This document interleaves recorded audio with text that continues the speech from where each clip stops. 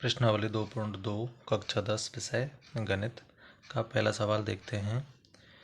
किसी बहुपद px के लिए y बराबर px का ग्राफ नीचे आकृति 2.10 में दिया गया है। प्रत्येक स्थिति में px के शून्यकों की संख्या ज्ञात कीजिए। तो इसमें देखो, पहले कुछ बेसिक समझते हैं, फिर उसके बाद में प्रश्नावली शुरू करेंगे।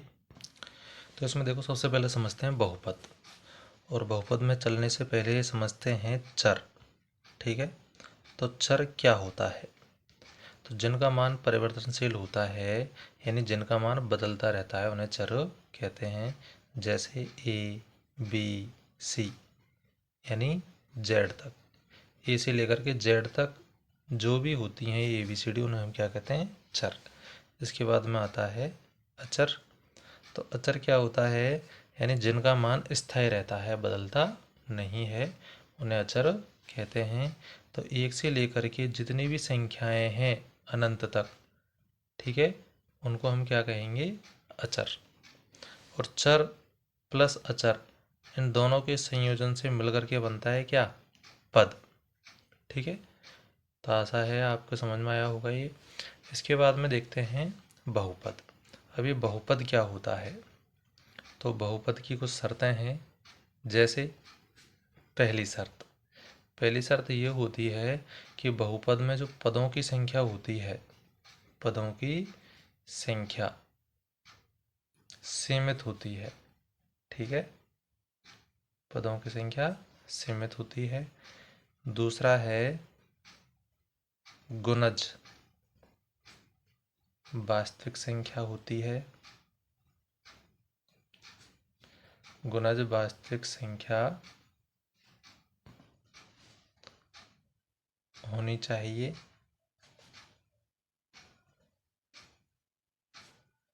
और तीसरी शर्त है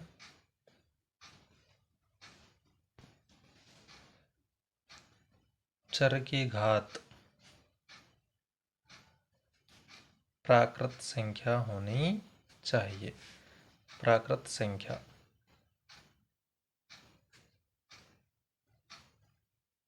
ठीक है, ये इसकी 3 शर्तें हैं। यदि इनमें से कोई सी भी एक शर्त नहीं है तो वो आपका बहुपद नहीं होगा। जैसे उदाहरण लेते हैं, जैसे 2x² माइनस 6x प्लस √3। तो इसमें देखो, पहली शर्त लेते हैं पदों की संख्या। तो 1 2 3 पद सीमित हैं, पहला नियम कंप्लीट हो रहा है। दूसरा है गुणज वास्तविक संख्या होनी चाहिए। तो वास्तविक संख्या का मतलब होता है जिनमें पूर्ण संख्याएं, वास्तविक संख्या क्या होती हैं? वास्तविक संख्याएं। तो वास्तविक संख्या में यानी कि पूर्ण संख्याएं आती हैं, पूर्ण संख्याएं। ठीक है, इसमें प्राकृत संख्याएं भी आती हैं, परमेय संख्याएं भी इसी में ही आती हैं, और अपरमेय संख्या भी इसी में आती है। ठीक है, पूर्णांक संख्याएं भी इसी के अंतर्गत। तो ये सभी क्या हैं? आपकी वास्तविक संख्याएं हैं। ठीक, तो गुणज देखो, इसके 2 है, इसमें -6 है और इसमें √3। अब आप ये सोच रहे होंगे कि ये √3 तो क्या है? आपकी अपरमेय संख्या है। तो अपरमेय संख्या भी क्या है? आपकी वास्तविक संख्या। ठीक है, तो दूसरी शर्त भी कंप्लीट हो रही है। तीसरा है कि चर की घात प्राकृतिक संख्या होनी चाहिए। तो देखो, चर की घात यानी x की घात 2 है, तो ये प्राकृतिक संख्या ही तो है। तो इसका मतलब ये तीनों शर्तें कंप्लीट हो रही हैं, तो ये हमारा क्या है? एक बहुपद है। ठीक है, अब बहुपद जो होता है ये कई प्रकार का होता है। तो बहुपद के प्रकार, बहुपद जो होता है, एक तो होता है रैखिक बहुपद। रैखिक बहुपद, ठीक है, तो ऐसा बहुपद जिसमें चर की अधिकतम घात केवल 1 होती है। चर की अधिकतम घात, चर की अधिकतम घात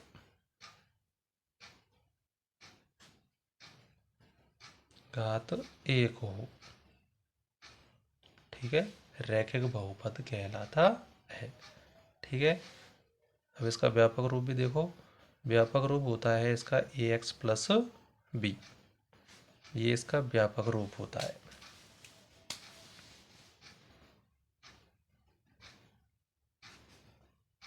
इसके बाद प्रश्नावली भी शुरू करेंगे, लेकिन पहले क्या है इसका बेसिक समझते हैं। इसमें जो कुछ भी है ये बेसिक ही है। ठीक, अब इसके बाद में देखते हैं दूसरा। ये तो पहला हो गया। दूसरा होता है द्विघात बहुपद।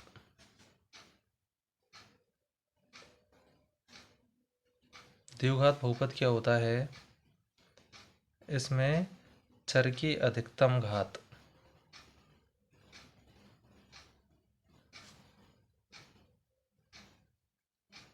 दो होती है। ठीक है, दो हो, जिसमें चर की अधिकतम घात दो हो, वो आपका क्या कहलाता है? द्विघात बहुपद। और इसका व्यापक रूप होता है व्यापक रूप। व्यापक रूप होता है इसका ये x square plus b x plus c. ठीक, इसका उदाहरण भी देते हैं। देखो उदाहरण में जैसे 6x square minus 3x plus 4। ठीक है, तो इसमें देखो चर की अधिकतम घात कितनी है? 2। तो जिसकी अधिकतम घात 2 होती है वो आपका द्विघात बहुपद। जिसमें चर की अधिकतम घात 1 होती है वो रैखिक बहुपद। बात समझ में आ रही है? अब इसका उदाहरण लेंगे हम, तो इसका उदाहरण हो जाएगा क्या? जैसे 6x प्लस 3। बात समझ में आ रही है? तो इस तरीके से। अब इसमें एक शर्त भी और होती है, जो इसमें ये ए है ना, ए का मान कभी भी 0 नहीं होता है। ठीक है, तो ए का मान 0 नहीं होता है। ऐसे ही इसमें भी ए का मान कभी भी 0 नहीं होना चाहिए। फिर देखो इस ये तीसरा है आपका त्रिघात बहुपद। त्रिघात बहुपद तो ऐसा बहुपद जिसमें चर की अधिकतम घात चर की अधिकतम घात 3 हो। ठीक है, वो आपका त्रिघात बहुपद होगा। व्यापक रूप लिखते हैं इसका। ये आगे की प्रश्नावली में आएंगे भी आपके, तो उनको ध्यान से समझना है आपको। व्यापक रूप होता है इसका ए एक्स की घात 3 plus b x square plus c x plus d. ठीक है, ये इसका व्यापक रूप है। यानी समीकरण इस तरीके से होगा, वो त्रिघात बहुपद होता है। ठीक है, इसमें क्या है? ए का मान 0 नहीं होता है। ठीक है, जैसे उदाहरण लें इसका, तो उदाहरण हो जाएगा इसका 6x की घात 3 3x square plus 9x plus 3। ठीक है, तो देखो ये x की घात 3 यानी एक्स क्यू का गुणांक, ये एक्स स्क्वायर का गुणांक, ये x का गुणांक और ये अचर पद। ठीक है, इसमें अचर पद d है, इसमें अचर पद c है और इसमें अचर पद b है। ठीक है, तो उम्मीद है आपकी समझ में आया होगा। अब देखते हैं बहुपद की घात। तो बहुपद की घात क्या होती है? तो चर की अधिकतम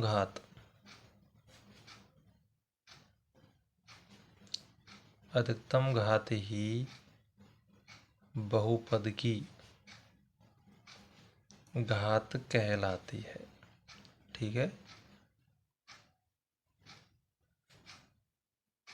जैसे मैंने एक बहुपद ले लिया,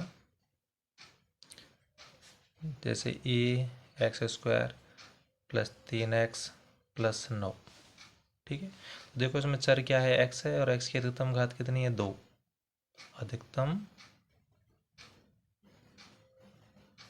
अधिकतम घात कितनी है इसमें? अधिकतम घात 2। तो इस बहुपद की अधिकतम घात 2 हो गई। ठीक है, तो यही हमारे से ये बहुपद है, तो इस बहुपद की घात कितनी हो गई? 2। आगे बात समझे? तो यानी चर की जितनी घात होती है वही बहुपद की घात होती है।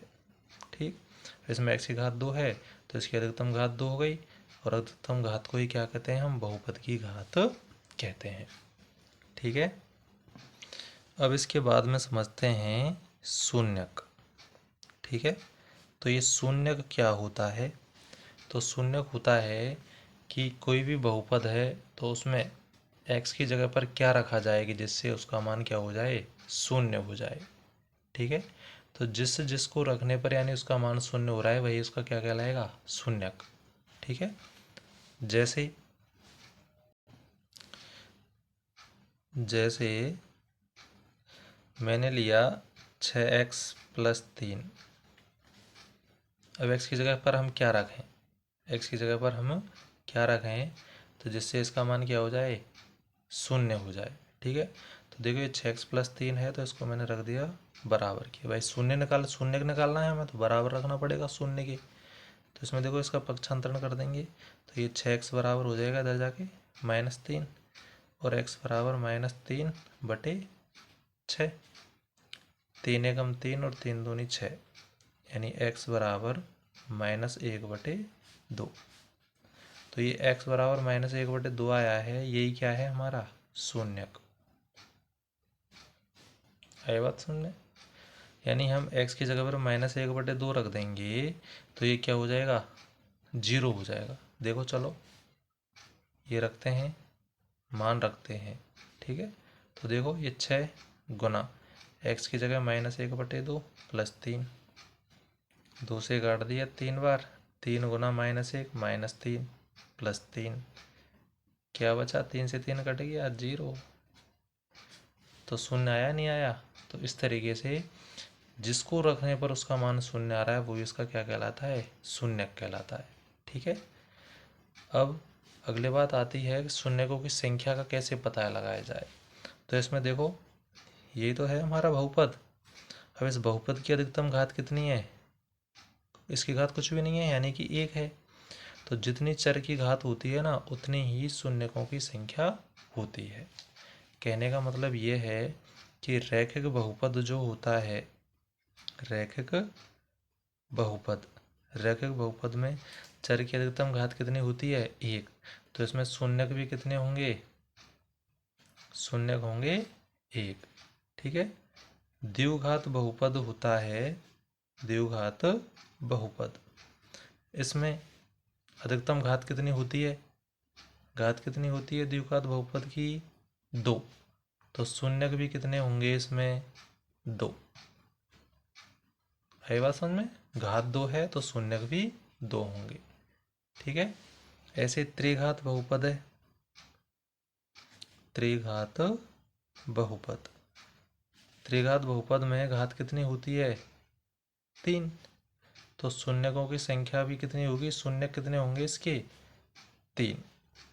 यानी कि जितनी घात होती है उतने ही शून्यक होते हैं। तो उम्मीद है आपको ये समझ में आया होगा। तो वीडियो को लाइक और शेयर करें, साथ ही चैनल पर नए हैं तो चैनल को सब्सक्राइब भी करें। अब इसके बाद में देखते हैं प्रश्नावली। तो प्रश्नावली देखो इसमें आपको कुछ करने की आवश्यकता नहीं है, वैसे प्रश्नावली में ऐसी दम नहीं है।